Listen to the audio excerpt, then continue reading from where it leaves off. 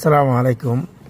দেখেন এনজিওর কত সাহস, এই যে ডিএফটি, আবার এরা লিখছে যে শরিয়া ভিত্তিক।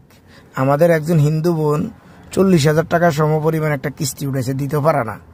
তার ছোট শিশু একটা বাচ্চাকে অফিসে ডাইকে নিয়ে শিশু বাচ্চাটাকে একটা রুমে আটকে রাখছে।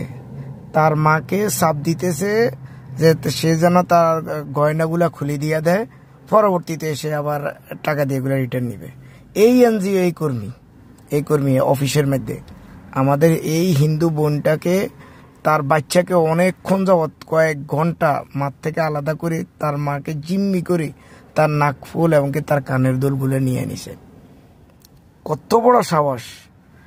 ওই যে সে একজন অসহায় মানুষ, টাকাটা দিতে পারতেছে না, এই সপ্তাহ নাহলে সামনের সপ্তাহ দিবে।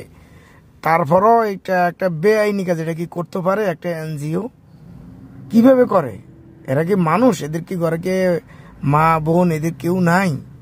এই যে অসহায় মানুষদের উপরে কি জুলুমটা! একটা ছোট শিশু বাচ্চাকে মাঠ থেকে 2-3 ঘন্টা সরায় মাকে মজবুরি করি তারা তার মায়ের গয়নাগুলা আদায় করে নিছে।